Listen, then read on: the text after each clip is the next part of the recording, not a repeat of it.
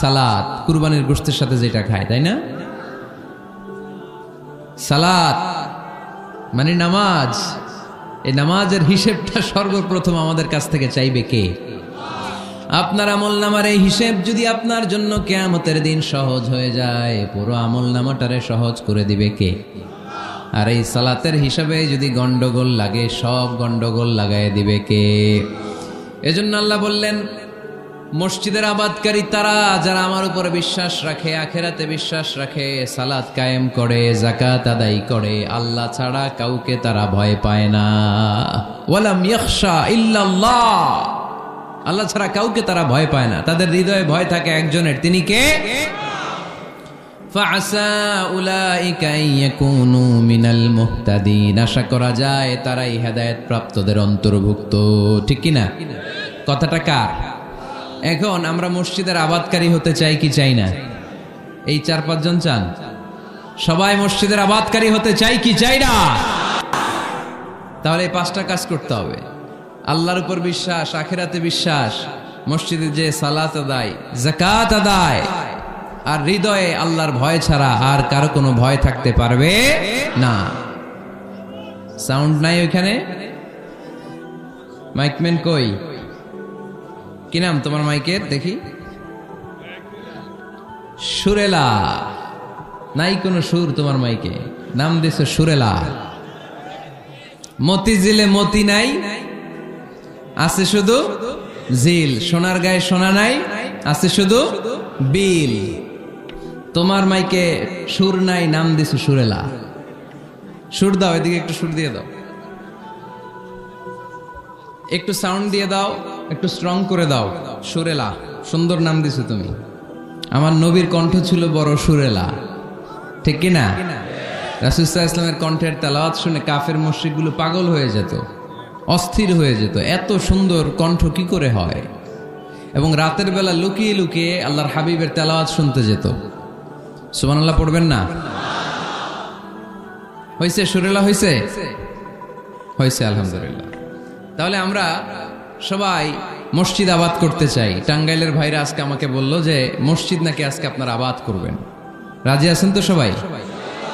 খেয়াল রাখবেন, ইসলামে মসজিদ এটা সবার নাকি আওয়ামী লীগের, বিএনপির, জাতীয় পার্টির, জামাত ইসলাম, পীরের মুরিদ, তাবলীগের ভাই? কাদের? চিল্লায় বলেন কাদের? অনেক জায়গায় দেখেন মসজিদ বানায় আহলে হাদিস জামে মসজিদ। কেন আহলে হাদিস জামে মসজিদ হবে কেন? আবার অনেক জায়গায় হানাফি জামে মসজিদ। কেন? সমস্যা কি আপনাদের? ভাগ করেন কেন? আল্লাহ রাসূল আসছে মিলাইতে, আমরা খালি কোপায়া কোপায়া ভাগ করে দেই। না, ভাগ করবেন না, সবাইরে সব মসজিদে ঢুকতে দিবেন। আহলে হাদিসের ভাইরা হানাফি ভাইদের সাথে মসজিদে সালাত পড়বে। হানাফি মাযহাব যারা মানে তারা আহলে হাদিসের ভাইদের সাথে সালাত আদায় করবে। ঠেলাঠেলি আছে? কাবা ঘরের সামনে কেউ এইভাবে বুকে বাঁধে, আল্লাহু আকবার, এইভাবে দেখছেন না? কেউ এইভাবে, আবার হানাফিরা এইভাবে। মালিকিদের কিছু লোক আছে এরা বাঁধেই না, এমনি ছেড়ে রাখছে। কি করবি কর, বাঁধনো না এইভাবে। হ্যাঁ, করে কিছু করারও নাই, এরা ছেড়ে দিয়ে নামাজ পড়ে। তো আল্লাহর ঘর এখানে, প্রতিটা নবীর পদ ধুলি লেগেছে যেই মক্কায়, প্রিয় হাবিবের শ্বাস প্রশ্বাস এখনো মিশে আছে এই কাবা ঘরে। আল্লাহর ঘর কাবা বাইতুল্লাহ, ওখানে দাঁড়িয়ে কেউ এখানে, কেউ এখানে, কেউ এখানে, কেউ বাদেই না, কেউ আমিন জোরে, কেউ আসতে। কোনো ঠেলাঠেলি আছে? তো বাংলাদেশে ঠেলাঠেলিটা আনলো কে? কেন এই ঠেলাঠেলিটা করেন? কথা কি বুঝেন? ঠেলাঠেলির দিন শেষ, ঐক্য গড়ার বাংলাদেশ। চিল্লায় বলো ঠিক কিনা? আমরা ঐক্য চাই। অনেক ভুল বুঝানো হয়েছে আমাদেরকে, অনেক ন্যারো মাইন্ডেড বানিয়ে রাখা হয়েছে। সংকীর্ণতার দিন শেষ, পরিবর্তন হতে শুরু করেছে। মানুষ এখন অনেক চালাক। জনগণের ধোকা দেওয়া, তাওহীদপন্থী মুসলমানদের গোজামিল দিয়ে বুঝ দেওয়ার দিন শেষ। জোরে বলেন ঠিক কিনা? যেটা বলবেন কোরআন সুন্নাহর আলোকে বলবেন। ইসলাম এসেছে মিলানোর জন্য, তা আপনি পিস পিস করেন কেন? আল্লাহ আপনারা পিস পিস করে ফেলবে। সবাই ভাই ভাই, মসজিদ সবার। 60 জন খ্রিস্টান পাদ্রী নাজরান থেকে এসেছে আল্লাহর হাবিবের সাথে দেখা করতে। জায়গা নাই, কই বসতে দিবে? কোনো জায়গা না পেয়ে 60 জন খ্রিস্টানের জন্য আল্লাহর হাবিব সাল্লাল্লাহু আলাইহি ওয়াসাল্লাম মসজিদে নববীর দরজা খুলে দিয়ে খ্রিস্টানদেরকে মসজিদে ঢুকতে দিয়েছেন।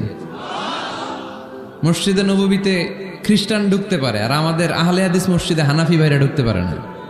হানাফি ভাইদের মসজিদে আহলে হাদিসের ভাইরা ঢুকতে পারে না।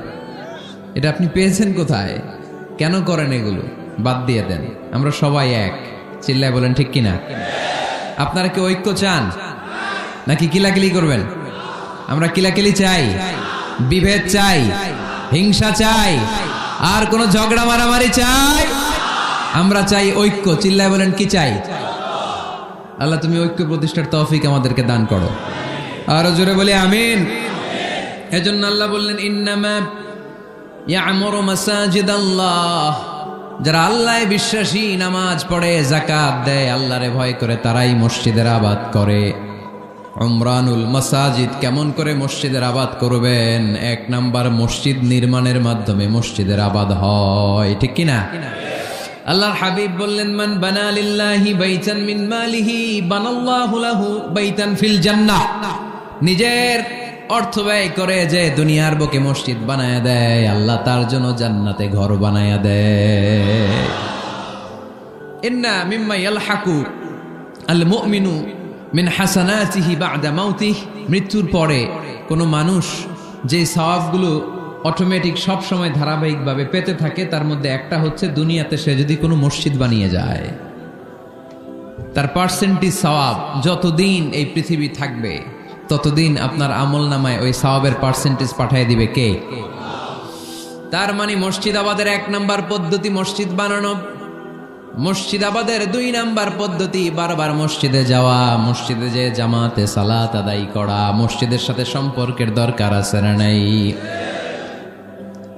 মসজিদে যে জামাতে সালাত আদায় করা। সালাতুল জামাআ তাফদুলু সালাতাল ফাযি বি27 দারাজা। একা নামাজ পড়লে যেই সওয়াব, মসজিদে যে জামাতে পড়লে 27 গুণ সওয়াব হয়ে যায়।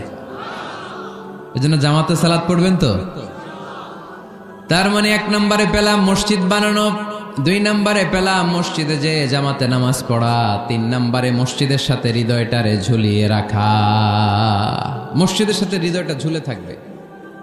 7 শ্রেণীর ব্যক্তিকে আল্লাহ তাআলা কিয়ামতের দিন আরশের নিচে ছায়া দিবে। এর মধ্যে 1 শ্রেণীর ব্যক্তি ওই ব্যক্তি যে ব্যক্তির হৃদয়টা সবসময় মসজিদের সাথে ঝুলে থাকে, লেগে থাকে। জোহরের নামাজ পড়ে খালি টেনশন, কিরে আসরের সময় কখন হবে।